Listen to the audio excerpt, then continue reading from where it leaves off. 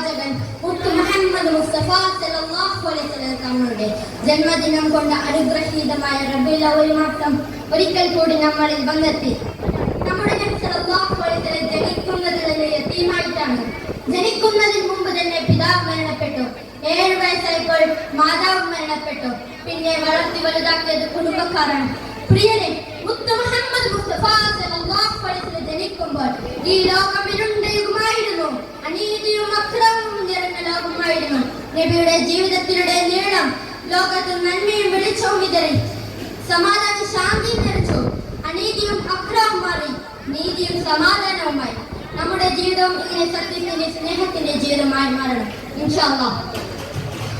സ്നേഹം ചോർന്നു പോകുന്ന ഈ കാലത്ത് മുത്തുനബിയിലേക്ക് തിരികെ നടക്കേണ്ടതുണ്ട്. ഭൂമിയിലുള്ളവരോട് നിങ്ങൾ മുഴുവൻ സ്നേഹം പുലർത്തൂ എന്നാണ് റസൂൽ സല്ലല്ലാഹു അലൈഹി വസല്ലം നമ്മെ പഠിപ്പിച്ചത്.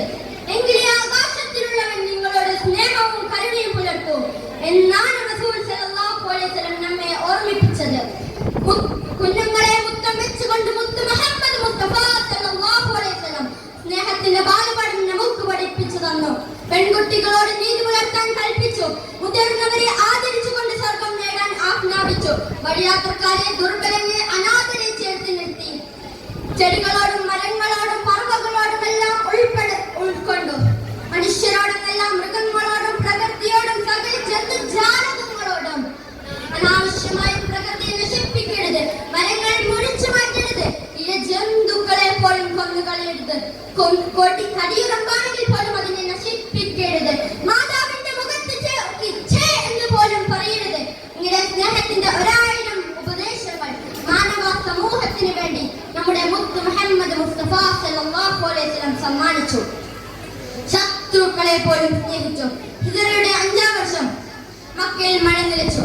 ശക്തമായ ക്ഷാമം ബാധിച്ചപ്പോൾ മക്കയിൽ നബി സല്ലല്ലാഹു അലൈഹി വസല്ലം തങ്ങളെ വധിക്കാനും നാടുകടത്താനും ശ്രമിച്ച റാഖി പട്ടിണിയുടെ സന്ദർഭം മക്കയിൽ വന്നിട്ടുണ്ട്.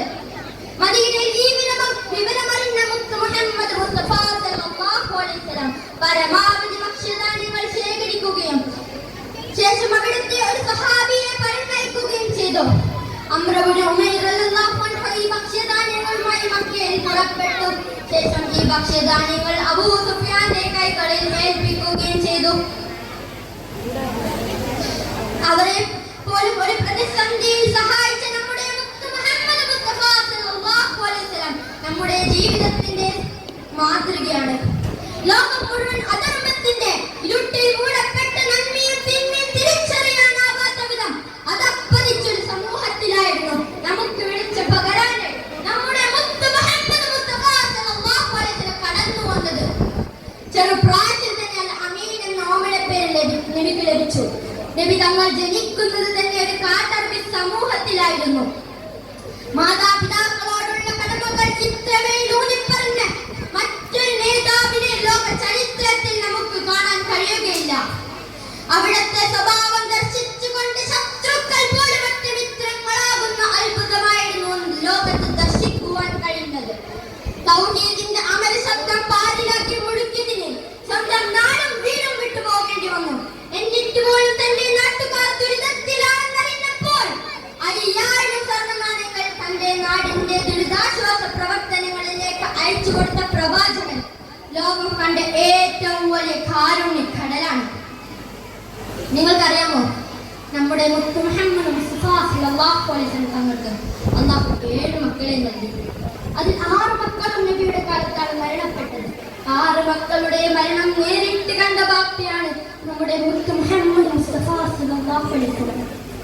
ഒരു അക്രമികളും 6-ാം നൂറ്റാണ്ടിലെ ക്രൂരരും അക്രമികളുമായിരുന്ന ഒരു ജനവിഭാഗത്തിനായിരുന്നു നബി തങ്ങൾക്ക് നേരിടേണ്ടി വന്നത്.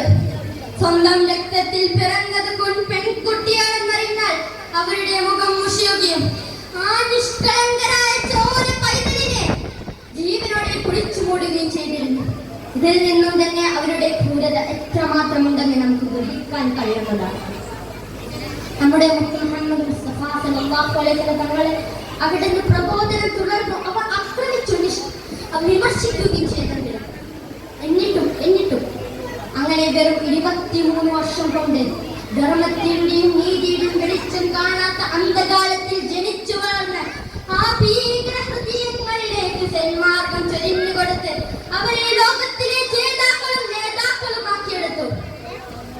സംസ്കാരത്തിന്റെ അല്ലെങ്കിൽ ഒരു സമുദായത്തിന്റെ തന്നെ അടിസ്ഥാനമാണ് വിദ്യാഭ്യാസം.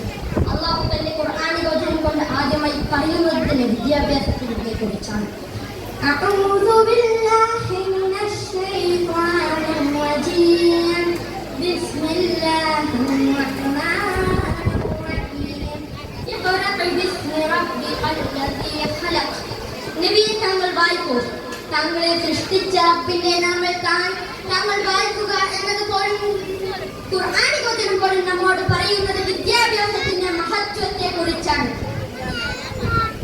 സമാധാന നോബൽ ജേതാവും ആക്ടിവിസ്റ്റ് ഉമായ മലാല യൂസഫ്സായി ഒരു ഐക്യരാഷ്ട്ര സഭയിൽ ഒരിക്കൽ പറയുകയുണ്ടായി, ഒരു വിദ്യാർത്ഥിക്ക് ഒരു അധ്യാപകൻ, ഒരു പേനയ്ക്കൊരു പുസ്തകം ഈ ലോകം തന്നെ മാറ്റിയെടുക്കാൻ കഴിയും. ഞാനൊരു ചെറിയ സംഭവം പറയട്ടെ. എത്ര കാലം കഴിഞ്ഞാലും നമ്മുടെ ഖദീജ ബീവി റളിയല്ലാഹു അൻഹയുടെ പേര് കേട്ടാൽ മുത്ത് മുഹമ്മദ് മുസ്തഫ സല്ലല്ലാഹു അലൈഹി വസല്ലമയുടെ കണ്ണ് നിറയുമായിരുന്നു. നബി തങ്ങൾക്ക് ആരുമില്ലായിരുന്നു, ഉമ്മയില്ലായിരുന്നു, ഉപ്പയില്ലായിരുന്നു, സഹോദരങ്ങളില്ലായിരുന്നു, സഹോദരികളില്ലായിരുന്നു, പ്രണയിനിയില്ലായിരുന്നു. നബിയുടെ ജീവിതത്തിൽ കടന്നു വന്ന സ്നേഹത്തിന്റെ എല്ലാ അംശങ്ങളുമായിരുന്നു ഖദീജ ബീവി റളിയല്ലാഹു അൻഹ. നബി സല്ലല്ലാഹു അലൈഹി വസല്ലം തങ്ങൾക്ക് പെങ്ങളില്ലാത്ത വിഷമത്തിൽ ഖദീജ ഒരു പെങ്ങളായി. പ്രണയിനിയില്ലാത്ത റസൂലിന്റെ ജീവിതത്തിൽ പ്രണയം എന്താണെന്ന് പറഞ്ഞു കൊടുത്തതും ഖദീജ ബീവി റളിയല്ലാഹു അൻഹയാണ്. ഖദീജ ബീവി റളിയല്ലാഹു അൻഹ നബിക്കൊരു ഉമ്മയുടെ സ്വാതന്ത്ര്യം നൽകി. ഖദീജ ബീവി റളിയല്ലാഹു അൻഹയാണ് നമ്മുടെ നബിക്കൊരു ഉമ്മയുടെ സ്വാതന്ത്ര്യം നൽകി. ഖദീജ ബീവി റളിയല്ലാഹു അൻഹയാണ് നമ്മുടെ മുഹമ്മദ് മുസ്തഫ സല്ലല്ലാഹു അലൈഹി വസല്ലം തങ്ങൾക്ക് മക്കളെ നൽകിയത്.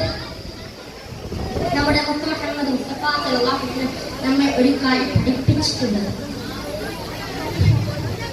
എന്താണെന്ന് നിങ്ങൾക്ക് അറിയാമോ? ഞാൻ പറയാം. നീ ആളുകളെ സന്തോഷിപ്പിക്കും, നല്ലത് പറയോ, അല്ലെങ്കിൽ മൗനം അവലംബിക്കൂ, പുഞ്ചിരി തോന്നൂ. ആരോടെങ്കിലും ഇഷ്ടമുണ്ടെങ്കിൽ അദ്ദേഹത്തിനോട് ഇഷ്ടമുണ്ടെന്ന് പറയൂ എന്ന് ലോകനായകൻ പഠിപ്പിച്ചത് അതാണ് മുഹമ്മദ് മുസ്തഫ സല്ലല്ലാഹു അലൈഹി വസല്ലം. അല്ലാഹുമ്മ ഹസ്സൻത ഖൽഖി വഹ്സിൻ ഖൽഖി. എന്റെ സൃഷ്ടിപ്പിനെ നീ നന്നാക്കിയതുപോലെ എന്നെ നീ നന്നാക്കണമേ എന്ന് പ്രാർത്ഥിച്ചുകൊണ്ട് ഞാൻ എന്റെ പ്രസംഗം നിർത്തുവാൻ ആഗ്രഹിക്കുന്നു. നമ്മുടെ ജീവിതം ഇങ്ങനെ സത്യത്തിന്റെ സ്നേഹത്തിന്റെ ജീവിതമായി മാറ്റണം. അല്ലാഹു തൗഫീഖ് നൽകട്ടെ. ആമീൻ. സല്ലല്ലാഹു അലാ മുഹമ്മദ് സല്ലല്ലാഹു അലൈഹി വസല്ലം.